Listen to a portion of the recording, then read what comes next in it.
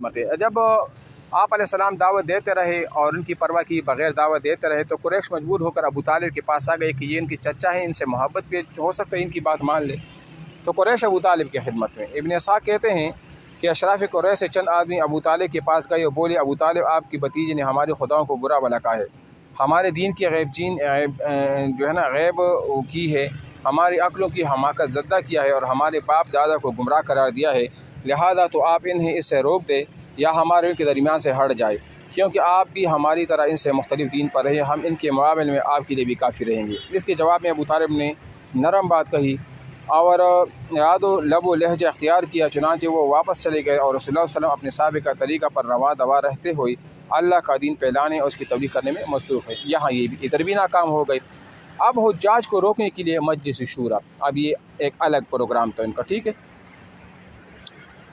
اچھا، انہی دنوں قریش کے سامنے ایک اور شکل مشکل جو ہے آن کڑی ہوئی، یعنی ابھی کلم کلہ تبلیغ پر چند ہی مہینے گزرے تھے کہ موسم حج قریب آ گیا۔ قریش کو معلوم تھا کہ اب عرب کی وفود کی آمد شروع ہو گئی، اس لیے وہ ضرور سمجھتے تھے کہ نبی کی متعلق کوئی ایسی بات کہہ دے کہ جس کی وجہ سے اہل عرب کے دلوں پر آپ کی تبلیغ کا اثر نہ ہو۔ اب ان کو پتہ تھا نا کہ ہمارے ہاں بھی لوگ مسلمان ہو رہے ہیں، اگر باہر سے جو لوگ حج پر آتے ہیں اور جس طرح وہ حج کرتے ہیں، اگر ان کو بھی یہ دعوت پہنچ گئی کہ یہ نبوت کا دعویٰ اس نے کیا ہے، تو ایسا نہ کہ ان پر یہ بات جو ہے نا وہ اثر کر جائے، تو یہ تو ہمارے لیے اور بھی جو ہے نا مصیبت کھڑی کر دی جائے گی، ٹھیک ہے۔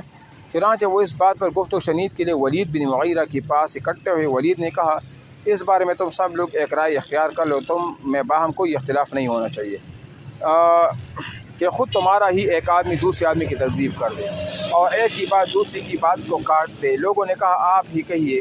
اس نے کہا، نہیں، تم لوگ کہو، میں سنوں گا۔ اس پر چند لوگوں نے کہا، ہم کہیں گے کہ وہ کاہن ہے۔ ولید نے کہا، نہیں بخدا وہ کاہن بھی نہیں ہے، ہم نے کاہنوں کو دیکھا ہے، اس شخص کے اندر نہ کاہنوں جیسی گنگناہٹ ہے، نہ ان کی جیسی کافیہ گوئی اور تک بندی جو ہے نا وہ بھی نہیں ہے، ٹھیک ہے۔ اس پر لوگوں نے کہا، تب ہم کہیں گے کہ وہ پاگل ہے۔ اب دیکھو نا، لوگ طرح طرح کی وہ بتا رہے تھے، لیکن وہ خود بھی اس چیز سے مجبور تھے کہ جس دین میں نہیں ہے۔ بعد نے کہا کہ وہ پاگل ہے، ولید نے کہا کہ نہیں، وہ پاگل بھی نہیں ہے، ہم نے پاگل بھی دیکھے ہیں اور ان کی کیفیت بھی، اس شخص کے اندر نہ تو پاگل جیسی دم گھٹنے کی کیفیت اور الٹی سیدھی حرکتیں اور نہ ان کی جیسی بے کی باتیں بھی وہ بھی نہیں ہے۔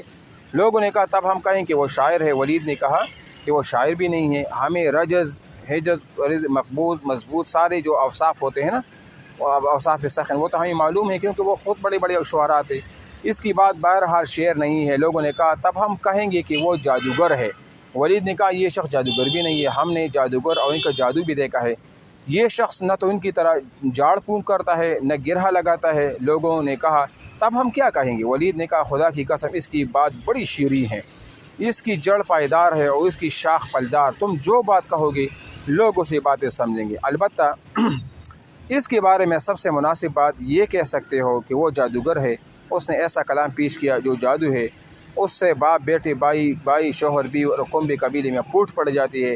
بالآخر لوگ اس تجویز پر متفق ہوئے، وہاں سے رخصت ہوئے۔ اب اتنے بیوقوف تھے کہ جب خود اقرار کرتے ہیں کہ وہ نہ جادوگر ہے، نہ کاہن ہے، نہ شاعر ہے، نہ کاہن ہے، کچھ بھی نہیں ہے، بس ایسے ختم اللہ علی قلوبہم، اللہ نے ان کے دلوں پہ ایسا مہر لگایا تھا کہ بس اپنی منمانی اور اپنی انانیت اور اپنی دین اور باپ اور آباء و اجداد کی دین پر ڈٹے رہنے کے اب جو ہے نا وہ طرح طرح کے وہ بنا رہے تھے۔ تو یہ ان کی ایک بیوقوفانہ حرکت تھی، ٹھیک ہے۔